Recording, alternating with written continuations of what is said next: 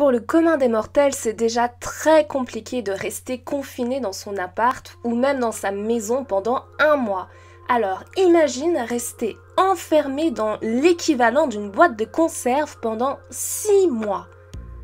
Avec en plus des collègues de travail littéralement sur ton dos en permanence.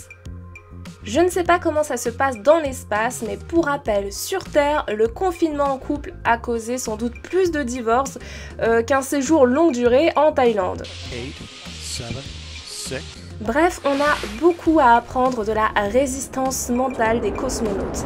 Et parce qu'on ne peut pas se permettre de risquer que l'un d'entre eux pète tout simplement un plomb en se rendant responsable du premier meurtre de masse extraterrestre, tout est prévu pour que le cosmonaute puisse occuper ses journées de la manière la plus saine possible, tant pour son corps que pour son esprit. Et en période de pandémie tout particulièrement, croyez-moi, ces conseils peuvent filer un sacré coup de pouce. Alors, c'est parti pour l'analyse du quotidien bien rodé des astronautes. La première chose à imiter, c'est que les astronautes se lèvent tôt le matin. Pour avoir un ordre d'idée, lors de son premier voyage dans l'espace, Thomas Pesquet se levait entre 6h et 6h30 du matin. Donc il n'y avait pas franchement le temps pour lui de flemmarder ou de s'offrir une grasse matinée. Une bonne vie, c'est une vie active, donc visiblement sur Terre comme dans l'espace. Deuxième habitude à copier pour notre quotidien terrestre, c'est que le planning des astronautes est très précis. Il n'y a pas de place pour l'improvisation, les tergiversations, bon sauf évidemment quand il y a une urgence à régler, de type les toilettes sont cassées, bon bah là évidemment c'est une urgence. Mais la plupart du temps il n'y a pas de place pour cette improvisation, donc pas de place non plus pour la procrastination.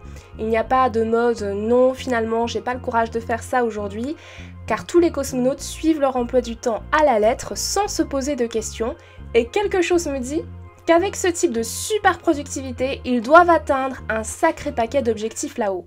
Donc, si toi aussi tu veux améliorer tes résultats, convertis-toi à la planification de tes journées. C'est un peu laborieux à faire, c'est vrai, on ne va pas se mentir, mais les résultats que tu obtiendras grâce à ça en vaudront largement la peine. Habitude numéro 3, ils travaillent beaucoup, toute la journée en fait. Il n'y a qu'à partir de 19h qu'ils sont libres de vraiment se détendre comme nous on regarderait Netflix. Et avant ça, ils partagent grosso modo leur temps entre faire de la recherche scientifique, communiquer avec la Terre au passage, réaliser la maintenance de l'appareil et tout un tas d'autres tâches du même genre. Bref, pas de repos pour les héros.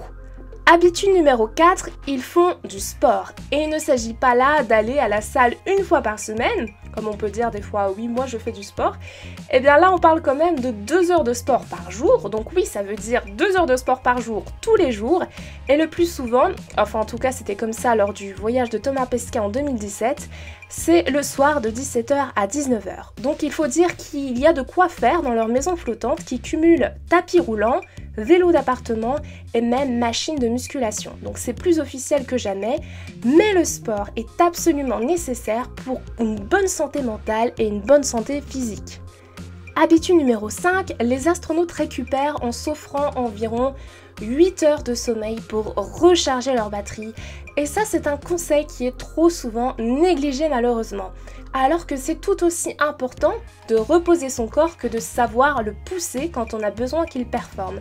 Mais j'ai l'impression qu'on a tendance à valoriser la performance des fois, à justement un peu moins valoriser tout ce qui est repos, comme si c'était moins important, moins valorisant que de savoir se reposer, alors qu'il faut maîtriser les deux, parce qu'il n'y a pas de performance possible sans repos quotidien, et inversement, il n'y a pas de repos possible sans dépenses quotidiennes. Donc que ce soit physiquement ou intellectuellement. Il faut décharger l'énergie pour pouvoir la recharger et il faut la recharger à nouveau derrière pour pouvoir la dépenser. Ce sont en fait les deux faces d'une même pièce. Donc voilà, maintenant tu sais quelles habitudes constituent le quotidien des astronautes une fois dans l'espace. Lesquelles font déjà partie de ton quotidien à toi, qu'est-ce qu'elles t'apportent, et lesquelles n'en font pas encore partie, et pourquoi.